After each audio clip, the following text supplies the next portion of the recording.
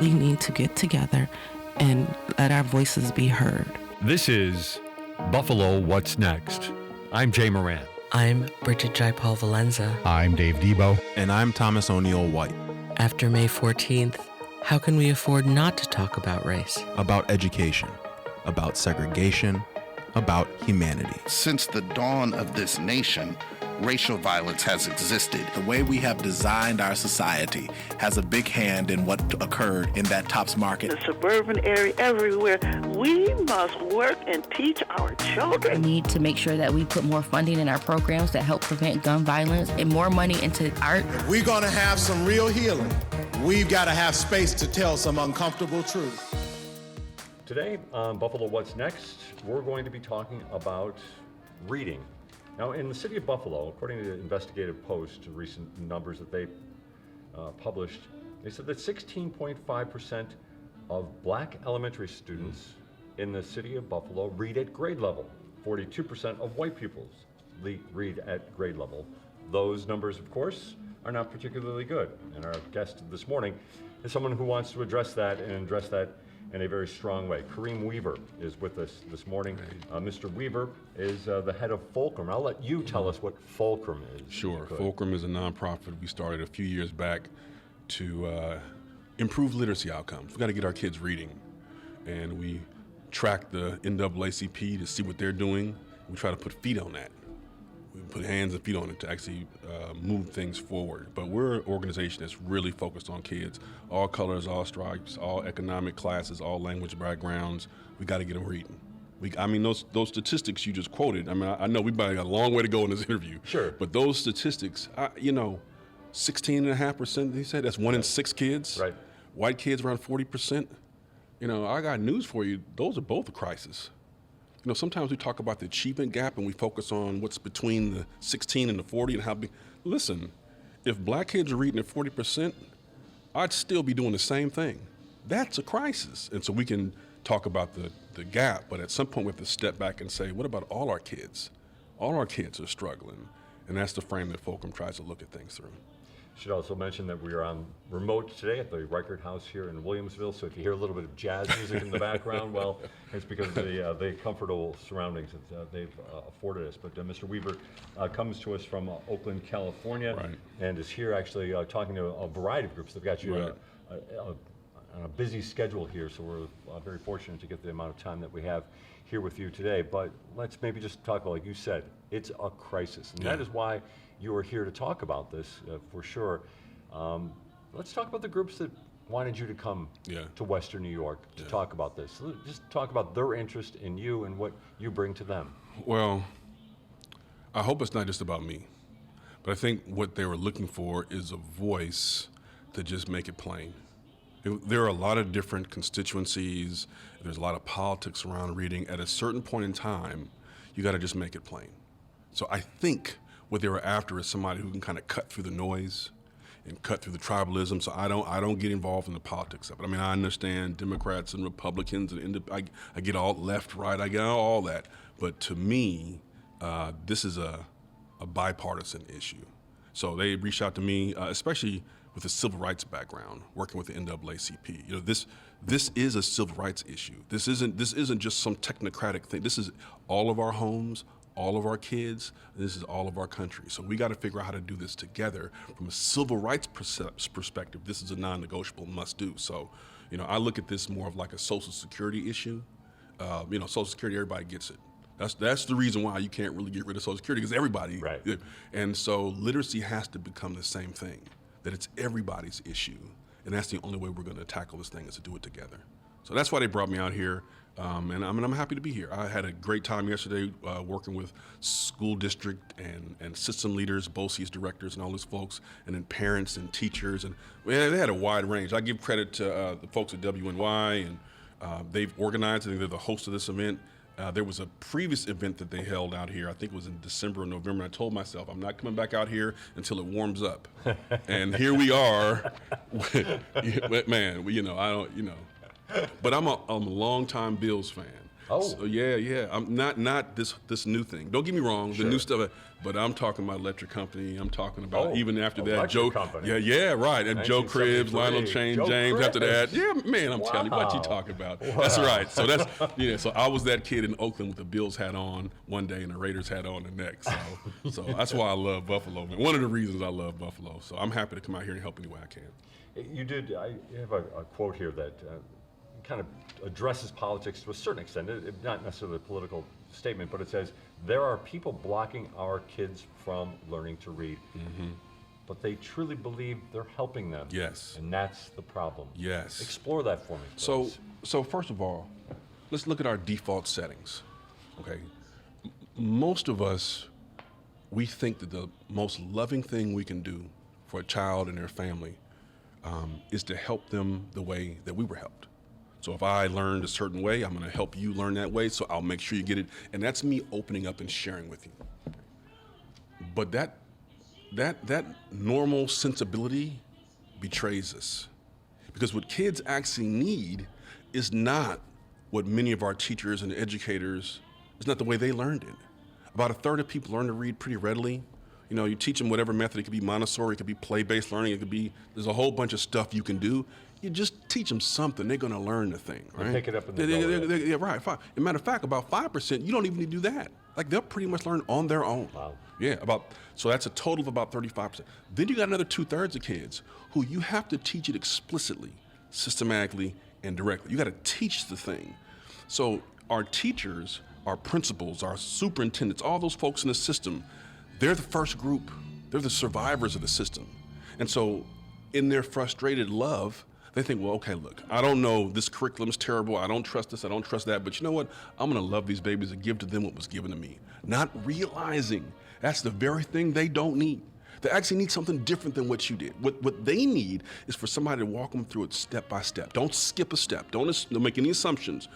One step at a time, walk it up, help them with the sounds, what they hear, how to put symbols to that, how to put those things together, how to create patterns and all that. Like, teach them how to read directly. But that's not how many of us learn to read, and so when we try to go to our default settings, it betrays us. So that's really underneath a lot of this problem, is that the folks in charge don't really perceive the issue. And so you can find a new program, you can increase funding, you can do this, you can do that. If you're not actually teaching them directly how to do it, it's not gonna work. And that's the issue. That's the issue.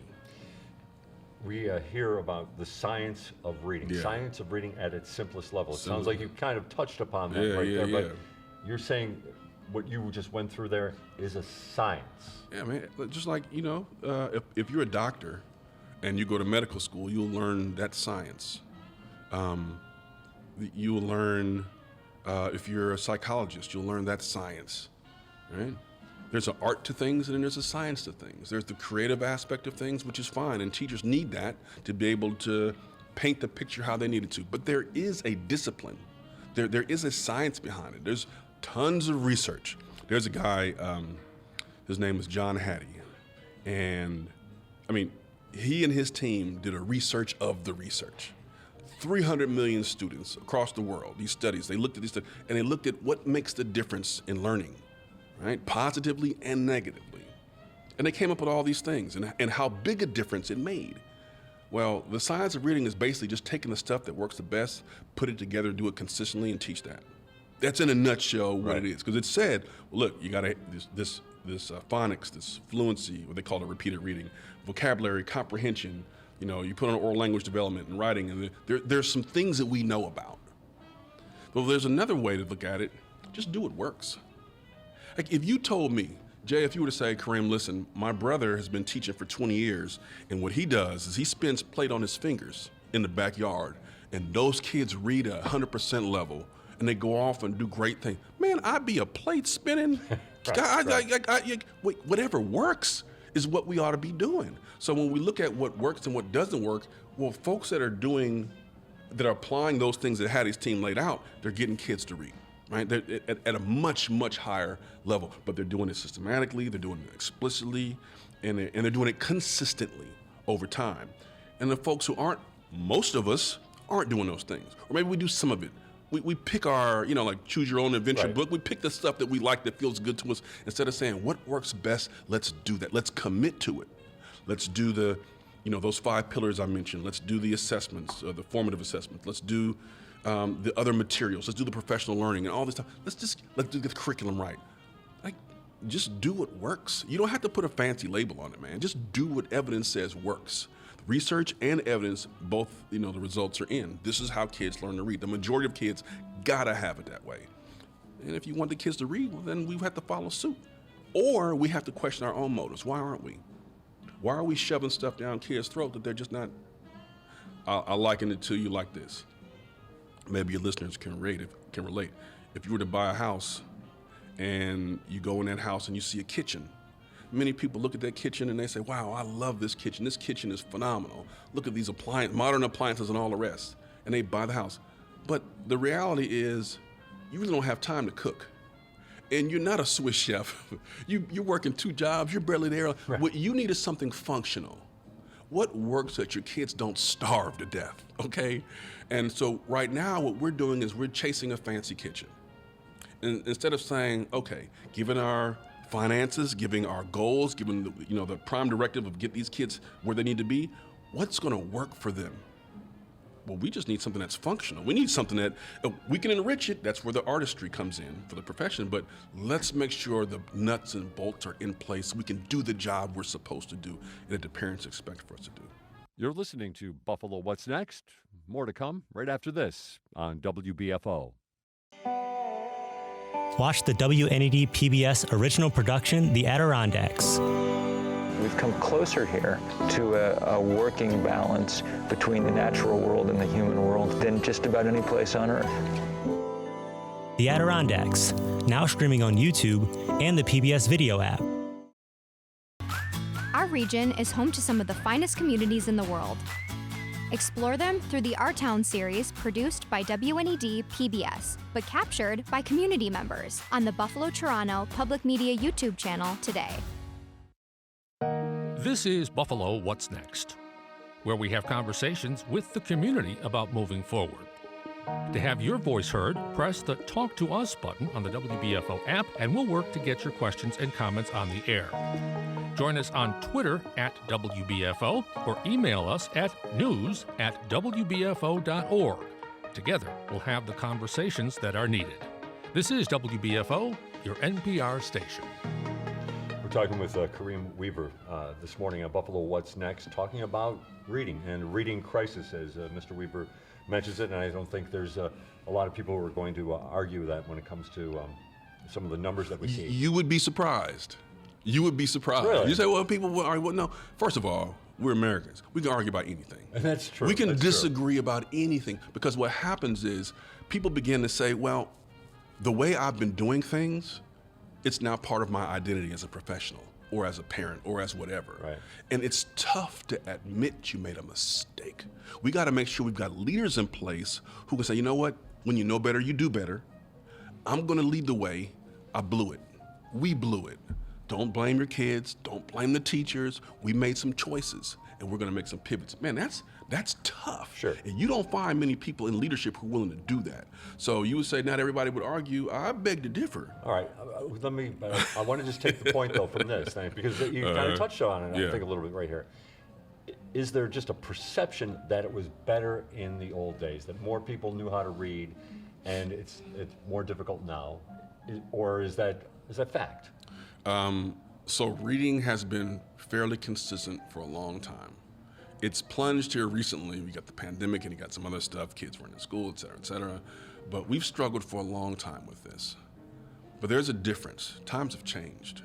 It used to be in this country, I take my father. My father, I think he was dyslexic. We don't know. He was never tested. He was held back in 3rd grade. He ended up getting a good job, raised a family. I mean, he had his struggles, but he worked for this plant and was there for 30 years. Like that person nowadays might be homeless. That, first of all, that job doesn't exist. Right. And if it does, it's fleeting. I mean, so we have changed as a society, and what you need to make it is different than you have to be literate today. You have, in Oakland, and this is, we're in Buffalo right now. Every city's got a different context. Right now in Oakland, you have people sleeping out on the street on every corner, under bridges, on the sides of the freeways, completely homeless. And so this is after the social services have run out. This is after the families have just had enough. This is after whatever the issues are that landed them there, they are there. Not in the ones and the tens, by the hundreds and by the thousands. And people in Los Angeles look at us like, man, you guys got it good. Right. This is a national epidemic. 70% of those people who are homeless, illiterate. You could go to the prisons. 73% functionally illiterate, reading below a 4th grade level. 48% dyslexic. So what are we doing before that happens? Or do we just let things play out? This isn't 1965. This isn't 1945. You're not working at the plant. And if you are, God bless you. But that plant's closing down. They're moving overseas or whatever they're doing. So what are kids supposed to do nowadays? And then let's look at the family structure. So my daughter was 12 years old, and she had a newspaper, and she was reading this newspaper, and she says, "Dad, is this true?" And I looked. The title of it said 75% of black boys in California are illiterate. Now, you got to remember, 12 years old, hormones are starting to kick in. Sure. And what she was really asking me was, as a daughter to a father, 2 things. One, what am I supposed to do? I get it, and she kind of that was the beginning of her kind of liking boys. Like, what are my options here? And the second thing she wanted to know was, what are you doing about it? In fact, she actually asked me, so what's happening? Does anybody do anything about this? That's what my 12-year-old daughter asked me. So who's doing anything about this? And that's the question. Who's doing anything about this? This is not just some technocratic issue. This is our families. How are people supposed to have some security with their families if they can't find a job, if they can't start a business, if they can't, all the things that you do. I don't care if it's getting a driver's license, getting your permit. I don't care if it's doing your taxes. You have to be literate today to just engage, even as a voter, right? I wonder sometimes, or even going to church. I talk to some of my friends who are pastors. I'm like, you're a pastor, right? Don't you want them to actually read the book? Or do you just want to tell them what the book says? Like, there was a time during slavery where we couldn't read the book. People just said, look, this is what it says, you just gotta believe us. Is that where we are again? And this is across demographics. Like those statistics you said earlier, I think you said 42% of white kids in the area. Kids, yeah. Well, here's my other question. Let's say you and I are on a bus, right? And we're both in the back of the bus. I'm in the very back. You're in like the third from the back seat, right? But the bus is going over the cliff. How foolish are we to sit up here and argue about who's got it worse? We're both in the back of the flipping bus, and the bus is going over the cliff. That's what 40% is, because it basically means 6 out of 10 can't read. That is a crisis. And if it makes you feel better to look at the black kids and say, 16%, okay, fine, God bless you, but guess what? Your 40% community is going over the cliff right along with us, unless we do something different for our kids. So that's why I say we're all in this together. Can all kids learn to read? Absolutely. No exception. There are some extreme cases where there are neurological differences, where kids, they have some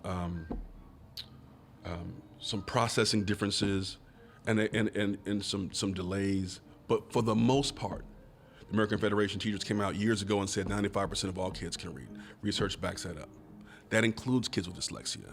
That includes kids with different neurological differences. It includes, yes, they can. In fact, the Department of Justice, about 30 years ago, came out with a report.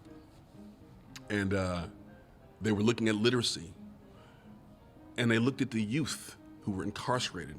And it's fascinating. I recommend everybody go Google it and look it up and at least just read the abstract. And what they said was, the kids here don't have word attack skills. That's an old way of saying they can't break things apart. Okay. And then they said, most of the kids, there are no neurological abnormalities. They just haven't been given basic word attack skills. In other words, man, there's nothing wrong with these kids. I don't care if they came in with a support plan from school. These kids neurologically are fine. The issue is they haven't been taught. This is what the prisons are telling us. And then they said, we're going to have to do it ourselves, talking about the prison system, because the schools of education are not preparing our educators with the tools they need to provide research-based instruction. My God, this is the prisons telling us to get our act together. And so what do we do as a society? We say, well, okay, that's them. Okay, well, at some point, them becomes us, 9 times out of 10. We shouldn't wait for the Department of Justice or the Bureau of Prisons to tell us that our kids can't read and they need certain things. The research has been clear for years. For decades. Matter of fact, AFT said this almost 15 years ago. Here are the elements of an effective reading program, right? Just do these things. We haven't done it. We've been arguing about everything else. Everything else we argue, like I say, we're expert arguers. But they've been saying the same things the prisons have been saying. And the prisons have been saying the same thing the researchers have been saying. It's just us out here who's just going along like it's no big deal, but it is a big deal. And if we don't fix it, our kids are circling the drain. So every kid can learn to read. Yes. Can every teacher teach to read?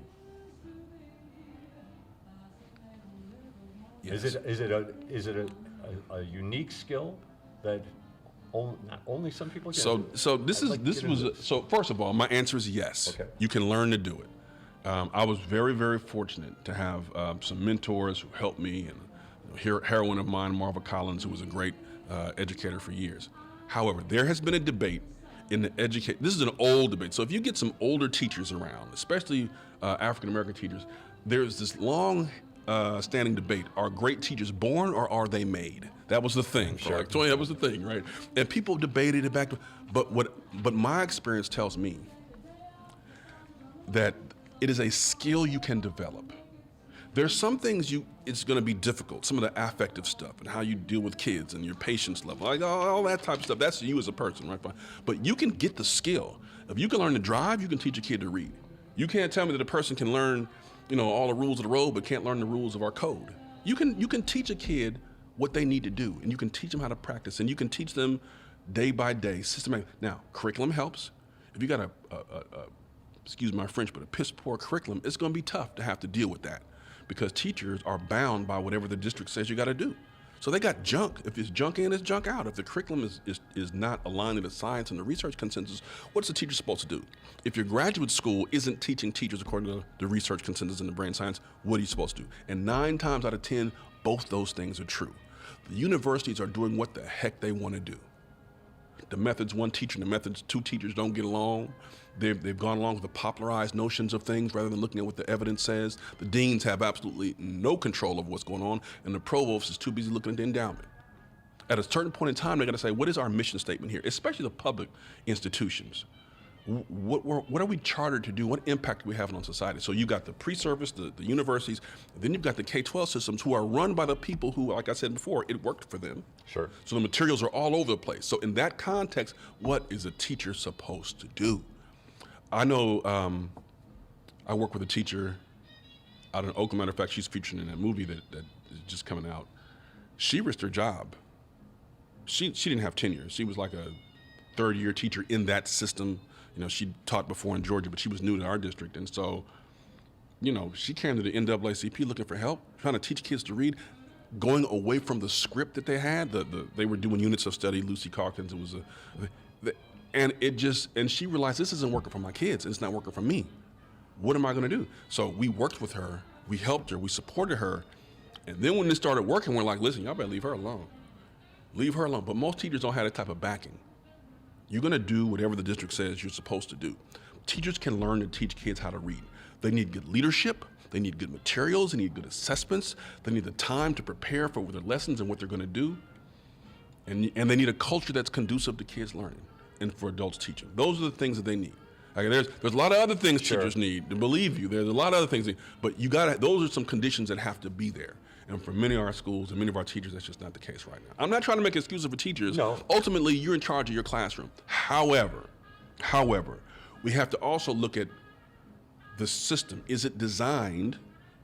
Is it staffed? Is it funded? Is the curriculum right? You can go into any school district right now. Tell me your curriculum. Matter of fact, I don't want to hear about your bumper sticker slogan about equity, diversity, and inclusion. That's the thing now. I don't want to hear that. Show me your curriculum, your budget, and your schedule.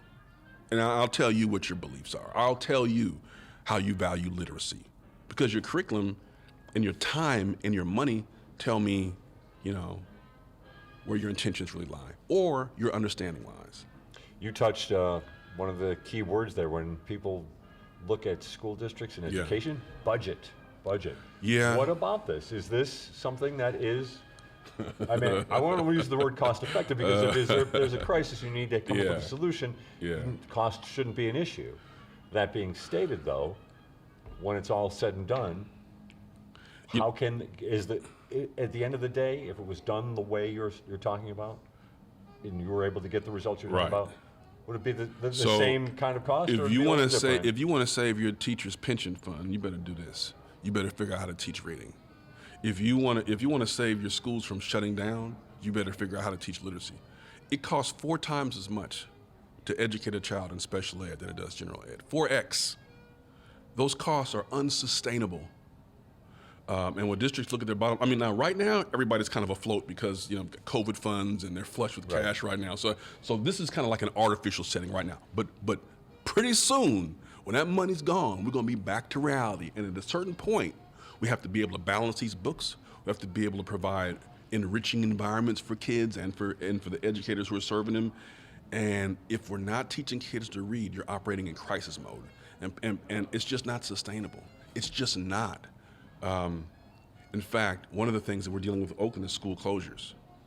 We're actually having to close schools because they're dwindling. The numbers are dwindling. We got the same number of kids. Even in Oakland, kids are parents think, listen, it's not working for my kid here. What am I going to do? Well, I'll put him in this other school, Catholic school, charter school, a school in a different district. They'll go to the school next to their cousin's house or something. Like, they figure it out. Not soon to realize that it's not much better over there either. They're not teaching reading well over there either, right? But people are fleeing their traditional neighborhood school because the kids can't read. And that dynamic metastasizes. So you may think you have a behavior problem. You may think you have an attendance problem. You may think you have a culture problem. You really have a literacy problem. When the kids can't read, they don't come to school all the time. When they can't read, they're going to flip a chair every now and then. At some point, it's going to bubble up, and then parents have to make the decision: do I leave my kid in that situation, or do I get them the heck out of there? So if you want these systems, these institutions to be strong, you got to start with a foundation of literacy, which means preparing the teachers, which means having a good curriculum that's aligned to the science and research consensus, and it means having a safety net during this season of learning. And what I mean by that is, safety net during the season of learning. So teachers, if you didn't get it in your graduate school, and most of us didn't, then when are you going to learn it? So the districts, the BOCES, the folks who are in charge of making sure this thing goes right, they're flush with cash right now. They could say, look, we're going to spend X millions of dollars or X amount of dollars, and we're going to give all our teachers access to top-of-the-line professional development. Not the stuff that we're offering, because we're still figuring out too. We're going to contract with these outside providers, or we'll have a department, or we'll partner with another district, whatever it is. We're going to give them what they need and what they're asking for. We're gonna have it at different levels. There's some people who can take a graduate level class. Others, there's like a couple hours on the weekends, all I can give you. I'm going through divorce, and so it's a menu of options, and it's gonna cost money. You got to pay teachers for the time, give them a stipend, all that type of stuff. Okay, fine, you're doing that. But what about in the meantime, in between time? Kids only got one chance at third grade or second grade. So while you're doing all this stuff, which is important to do, you got to take some of that pressure off of teachers. There are things you can do to put a safety net underneath kids and teachers so that during this season of learning, the kids aren't just falling through the cracks. They're just not. I won't name the program, but there's one program, there was a superintendent in Arkansas, and I just saw a video of it this morning. One of these safety net programs was there, and the kid was talking about how, I couldn't really read before. This program is helping me, and I'm learning this, I'm learning that, and the superintendent's just crying, tears. And that's really what it's all about. Giving kids, especially those who are kind of on the edge of society, like they're kind of marginalized, give them a fighting chance while we go through all this learning. And there's going to come a time we won't need these safety nets anymore. Or it's less likely that we'll need them. There'll fewer kids will have to be caught in that way. But until then, you can't just say, okay, we're going to take a year off and just learn. That dog won't hunt. Right. You got to be able to support kids where they are right now, especially the ones that are most vulnerable. We'll get right back to our conversation on Buffalo What's Next on WBFO. Watch the WNED PBS original production, The Great Erie County Fair. We were brought up on the fair. You know, that was the place to go, the thing to see. Celebrate 175 years of the excitement and competitive spirit of the fair. The Great Erie County Fair. Now streaming on YouTube and the PBS video app. Watch the WNED PBS original production, Garden Wisdom for Western New York and Southern Ontario. Learn the secrets to planning, cultivating, and nurturing your own extraordinary garden using time-proven solutions and sustainable methods. Garden Wisdom, now streaming on YouTube and the PBS video app. This is Buffalo What's Next, where we have conversations with the community about moving forward. To have your voice heard, press the Talk to Us button on the WBFO app, and we'll work to get your questions and comments on the air. Join us on Twitter at WBFO or email us at news@wbfo.org. Together, we'll have the conversations that are needed. This is WBFO, your NPR station. We're talking with Kareem Weaver on Buffalo What's Next this morning on location today at the Reichert House in Williamsville. Very nice of them to allow us to use their lobby here with their fine music in the background as well. So if you're enjoying that, thanks for staying with us here. If we can, just a little bit, get into maybe an example of how, I know there's a word, phonemics, I'm pronouncing that correctly, that's part of this to a certain extent. I'm going to try to make this as simple as we can, and it's something that go ahead, Jay, that's all right. Yeah, it's cool. Go ahead, man. What can you show us or help us listen to how that might be broken down and how that might be a better way to teach a kid how to get started reading or to So first of all, sure, no problem. So first of all, when people say there's more than one way to teach reading, they're absolutely right. Okay. It is true. Right? There's a lot of different ways. The question isn't that, to me, the question is, how do we get the greatest number of kids to read? Right? So with that in mind, you do start with the phonemics, meaning what you hear. What are kids hearing? And kids from different cultures and linguistic backgrounds, you think everybody's hearing the same thing. Sometimes they're not, because of the way we elocute, the way we talk, the way we enunciate words. Maybe they got a second language background. Maybe they learned speaking French, and now they're speaking English, whatever it is. Maybe they're African American, they got a different dialect. Okay, fine, right? So first you have to kind of make sure you're aligned on the sounds, right? Then from that, you identify or you help kids match images with those sounds, letters. Okay, so you got the sounds, right? These are the sounds. So these are the letters, the symbols that we put with those sounds. We're gonna match these things up. Okay, we got that. Now guess what? We're gonna play a puzzle game. And we're gonna take these images that represent sounds, and we're gonna put them in a secret code. And guess what? This code unlocks your future. And I'm gonna help you crack this code. One step at a time, one day at a time, one lesson at a time. It's intentional, it's systematic. We're gonna do this every day. We'll play games with it, it'll be fun. We're gonna always start with the sounds, then we're gonna attach the letters, then we're gonna work on the code. Now, there's more to it than that. You know, you got the writing, and you got the oral language development, and you got there's a lot that goes with it, fluency practice, comprehension, but you gotta be able to crack the code. And a lot of us just take it for granted because we know how to do it. But imagine a situation when you don't. Just imagine. You sit down and, I always talk about... Is that part of it, a lack of empathy? I think it's a disconnect. It's a disconnect. Yeah, that's well said, a lack of empathy. But I don't even think we're connected. We walk past people. That old story, the Good Samaritan, and the one guy stops to see the person, and he helps him get to the end and everything. We're disconnected. And so we talk about those kids and those teachers but no, these are our kids. It matters to me that somebody else's child can't read. So that could be empathy. You call it what you want to. I call it just being plugged in, right? My neighbor matters to me. I don't care what color he is. If his kid can't read, oh my God, there's going to be problems in that house. Right. They're going to be struggling. And what if none of my neighbors' kids can read? Do I think that it's not going to impact me? Who am I going to hire? Who are my kids going to play with? And I'm not saying they're bad people, but as a society, we have to kind of do this thing together in certain ways. You know, you don't do big things by yourself. You don't go to the moon by yourself. There's some things in society you got to go together to do. So I would just say that we have lost a sense of community where it matters most. There's no way, those statistics you read at the beginning, there's no way you can hear those statistics, be plugged in, and not care about it. I mean, it takes a special kind of numbness. You have to watch a lot of TV to numb yourself up to that type of stuff. You got to watch a lot of Housewives in whatever city to be distracted from that. You telling me a sixth of the kids in Buffalo that are black are reading, and 4 out of 10 of the white ones can read? Man, what the? So, listen. I love the Bills. I love Josh Allen.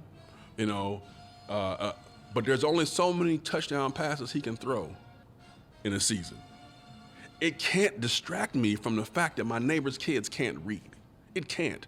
And I'll tell you another thing. So this is a quick Texas story. So I have some people in Texas that I work with and everything. And they were asking questions kind of like you were asking. They were like, well, what can we do? I don't understand why it's so important. And when I told them, I said, let me tell you something. Do you know that most talented people, athletically speaking, in your school district, they probably can't read, right? So you're losing about 40 to 50% of your talent pool for your sports programs because they're ineligible. You know, they can't get the grades. It's like, so if you can figure this literacy thing out, you'll have a competitive advantage on the football field, on the gridiron. They were like, oh my God. Like, it was like a eureka moment. We could win state. We have an advantage over the district over there if we could just get these kids to read. Doggone it, that's it. And I tell you not, like, they went to town. They were serious about that because they wanted to win state. It all depends on what matters to us. You know, that's their currency. It's Texas now. Texas is, about that football. So, and I'm not judging them, and I felt kind of bad about it after. It's like, man, I had to go there. But you got to meet people where they're at, whatever your interest is. My interest is just your kid being able to have a healthy life. That's, not to judge the folks. I'm just saying. Right. Whatever your thing is, whether you're a minister, whether you're a business owner, we don't have enough. Kids can't pass the AFSED, the test to get in the military. They can't even, so we have a crisis in the military as well. The last NDAA, or the authorization, we actually were going to sign girls up for selective service. It was removed with some protesting, but there was a reason why that was there initially. We don't have enough people anymore. We don't have enough eligible folks. We don't have enough boys. They can't read. So we got to go to the girl. I mean, the implications of this stuff are society-wide. It touches every sector, every community, at different levels, but everybody's impacted by this, man. Everybody is. You said you wanted to meet them, where they are. Where they are. And that's another part of this as well that I doing the research. You want to meet teachers where they are. That's right. Listen, it's very easy. Teachers are the tip of the spear. So they're the ones that are out front. They're delivering instruction. If you got a problem with your child's education, you're going to go to your teacher. That's who you see. That's who sends the doggone letters home every day. That's who's calling you up. So you go to the teacher. Man, the teachers, and yes, they are the ones who are delivering the instruction. However, that's not who's deciding the curriculum. That's not who's deciding the professional development. That's not who's deciding how reading is taught. I mean, ultimately, they do have some agency. I'm not trying to say they don't have agency, but they're, for the most part, they are designees of the superintendent officially. That's their designee, right? Which means we actually have to focus on the people who have the control to change things. Do superintendents have literacy in their evaluation plan? That's a question for these school board members. You're a school board member. They only have one employee, the superintendent. Everybody else works for the soup. So is the superintendent, is literacy on their agenda? Is it in their evaluation? Isn't that most superintendents? No. Look, first of all, superintendents don't stay that long to begin with. They're too busy trying to keep them in the building. But at the same time, usually when a superintendent leaves, it's because of some financial thing that happens, some scandal. There's a culture war. They're fighting about this and that. Personality conflict. Yeah, you're right. Exactly. Argument with the board members, or they got a better offer somewhere. Like, that's why people are leaving. But you have, think about this. Ask your listeners this. When was the last time you heard of a superintendent who was fired because the kids couldn't read? Think about it. Where the board said, you know what? It's been 3 or 4 years. Our kids are still reading at 40-something%. The white kids are this, 16% of the black kids. That's not going to cut it. We're going to have to let you go. We'll put you on an improvement plan, and if we don't see a change next year, we win. Across the country, not one. There's always a scandal.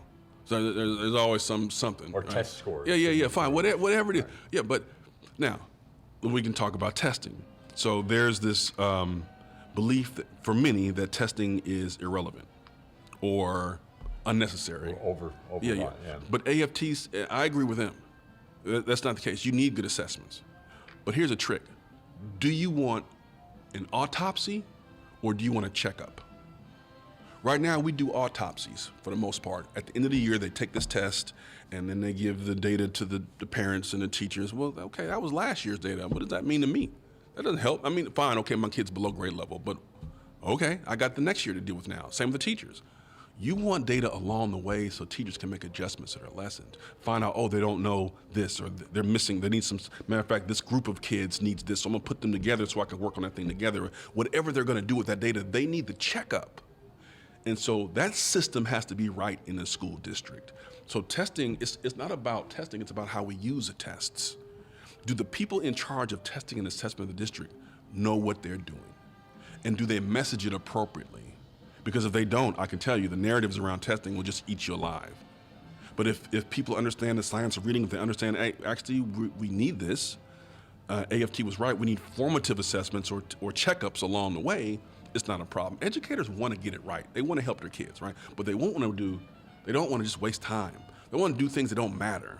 Right? Why am I giving this checkup? I mean, why am I giving this autopsy at the end of the year when this kid's going to the next grade anyway? Like, so I get it, accountability and also, public information, it's important. I understand we need to know how our kids are doing. I get it, but I'm just saying in terms of the utility of it, from a teacher's mindset, we have to make sure they're given the tools and the data that they need to make informed choices for their instruction. Can we maybe try to take a look at, I want to call it ideal way of this would process, but it sounds like using your word, checkup, as we move through, maybe not waiting till the end of the year, maybe on a monthly basis, a weekly basis, whatever the case may be, and moving kids into areas, like a free-flowing way where the kids who are getting it a little faster than others that, I mean, how do you kind of picture that moving along? Because it sounds very different than the way I understand classrooms. Yes, it is very different than the way most classroom work. So here's what it is. So right now, we do give assessments oftentimes in schools, but it's completely based off of what the teacher perceives is needed. There's this belief of teacher as omniscient superheroine, and they just know when teachers are human beings. Okay, now you can be pretty smart, but we got stuff going on too. 25 kids in the class, 20, 30, whatever the number is. Like, it's tough to know all things about all kids. So right now, most of our systems rely on a teacher to decide what to test, when to test, how to test. Okay. Or there may be some sort of a benchmark assessment, but who's monitoring that, and what do we use this data for anyway? We got to move away from that.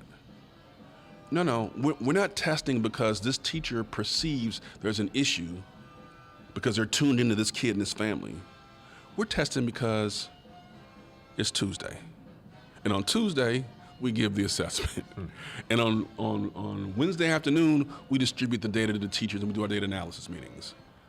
And this is a cycle that we do regularly. It's just a system. You just made my head hurt just saying it like that, but anyway.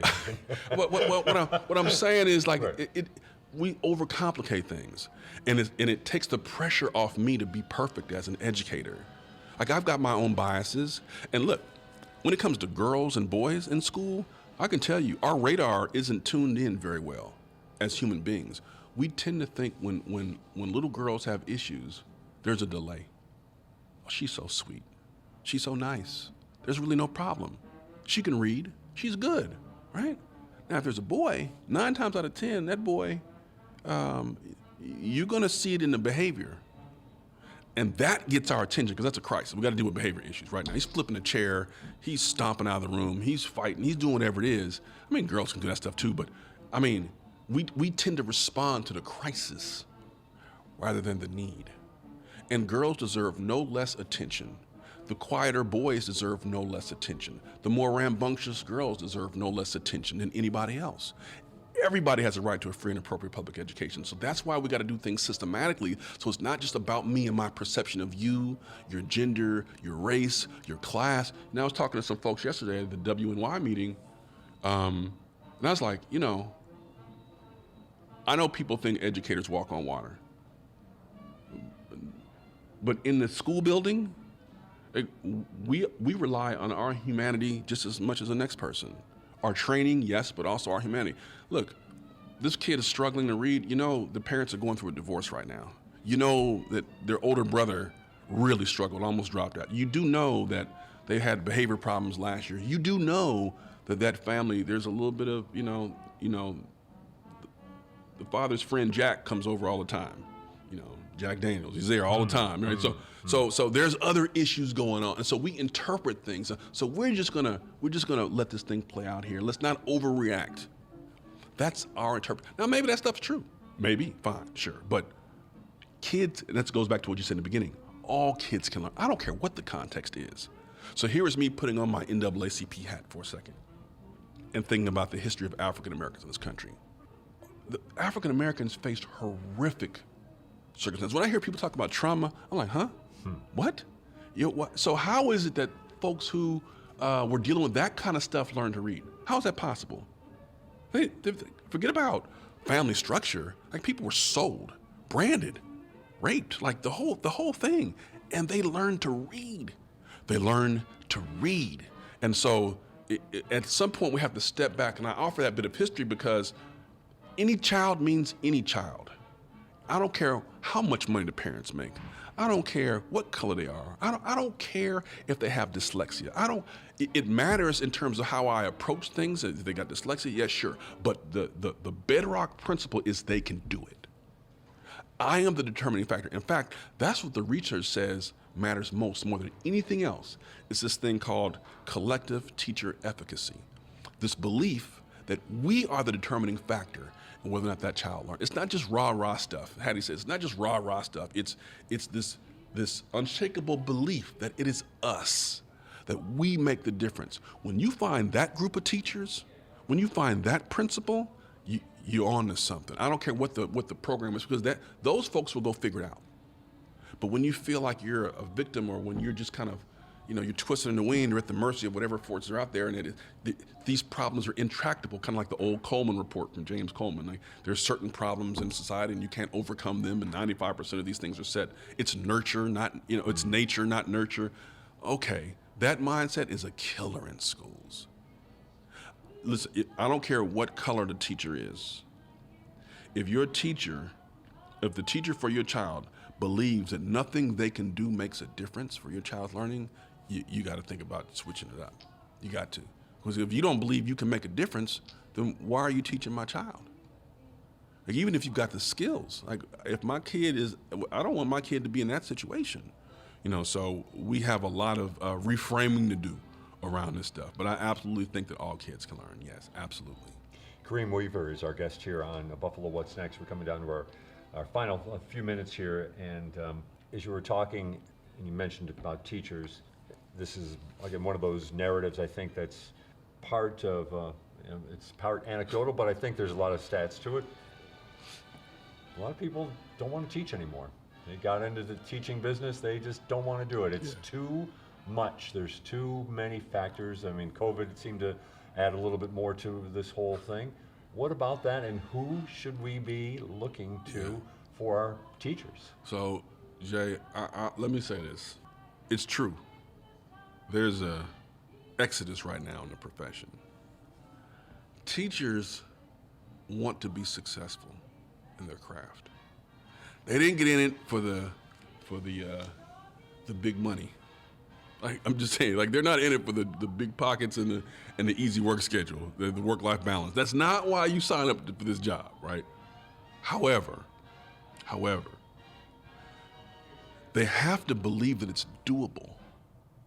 If you give everything you can for 10, 15, 20 years, and it's not getting any better, the kids are learning how to read. It's crazy in there.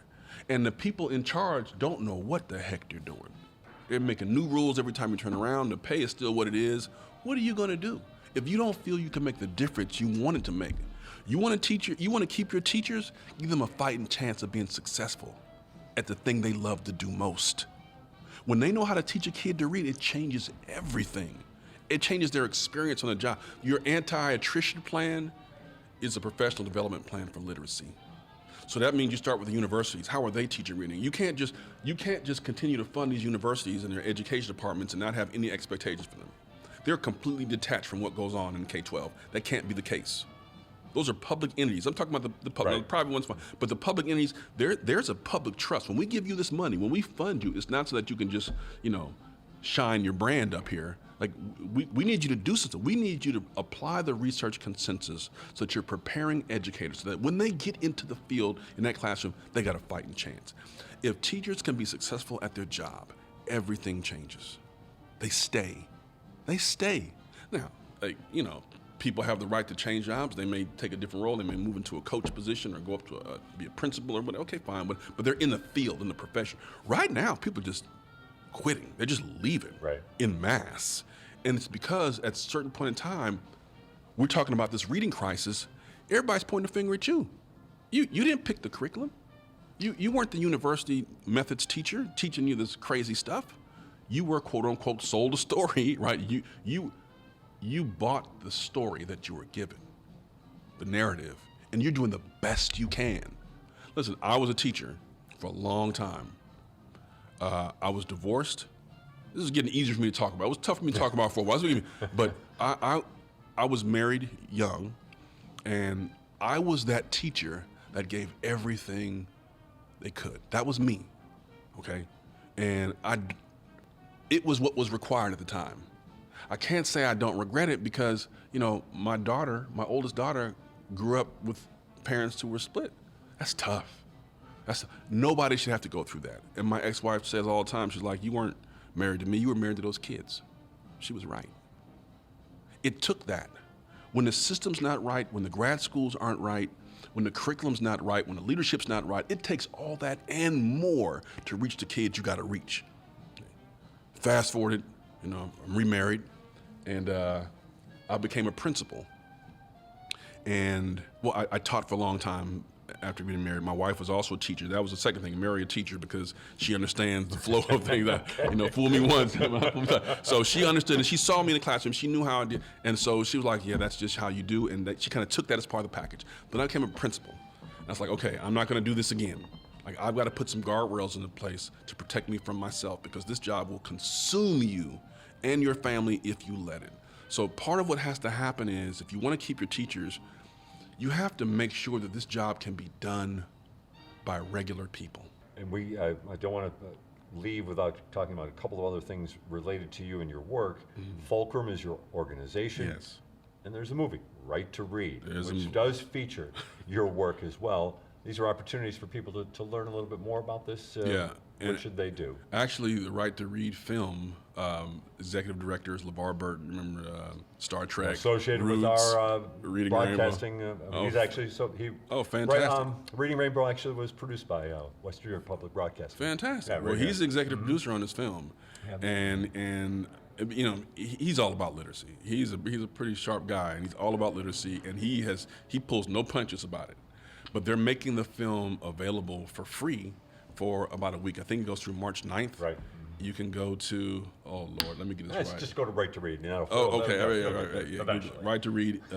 Now, there's lots of Right to Reads out there. There's a Human Rights Commission in Canada. There's a website from some friends of mine in California, Right to Read Film, and then you'll figure it out from there. You can ask about Kareem Weaver, and you'll find it, right? Look up LeVar Burton. Kareem Weaver. Look up Brother Burton. I found it through Kareem Weaver. Fair enough. But yeah, that film it was just released. We had a film festival out in California. I mean, we'll see. I'm not a movie guy. That's not my thing. Right.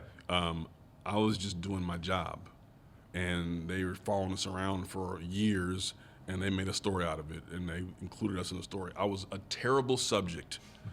Can we come into this meeting with the superintendent? No. What? I'm not bringing a film crew in here. This is real life. It's not I didn't know. Like I said, I'm not a film guy. Right. So no, you can't see this. No, you can't see that. It was no for about 2 years. And then finally, we kind of got used to it. My wife still said no. You won't see her in the movie. She's an introvert. She wants nothing to do with it. My mother, same thing. She wants nothing to do with it.